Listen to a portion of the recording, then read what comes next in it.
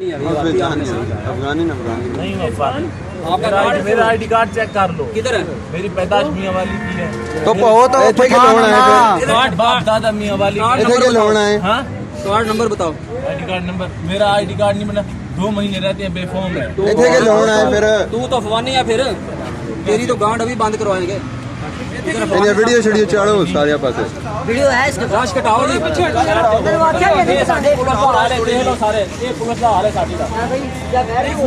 मैं आना रिजवाना ने मैं मोटरसाइकिल छिक्या ते ओहो ओन भी कीता ना फोन है 15 ते भी कीता ओ कहन के आसी ना नाल मुलाजम डाले ओहो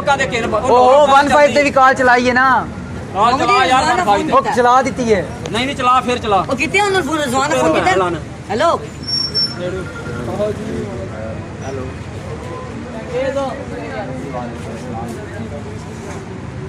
नहीं सर मैं जरा थोड़ा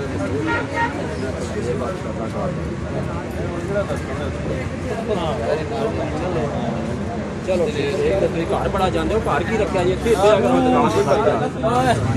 पैर हटा लो सारी दिहाड़ का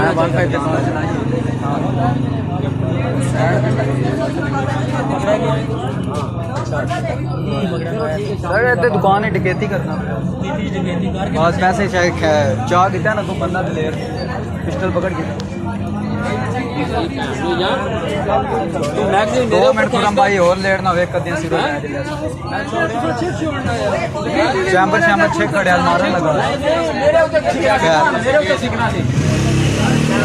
मैं कहना क्या थे 70 बंदा नजदीक नहीं लगा मैं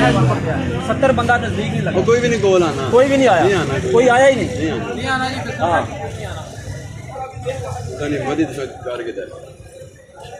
पिस्टल का ब्रांड चेक छोड़ो वो तो नहीं ना आके मैं कहा यार पिस्टल दे हाथे पिस्टल काल किसी ने ताड़े जो करती है ये शामा दे फायर करता जा रहा ये भी उस वेले आंदे ना जिसले सब कोई बड़ा बड़ा जाता है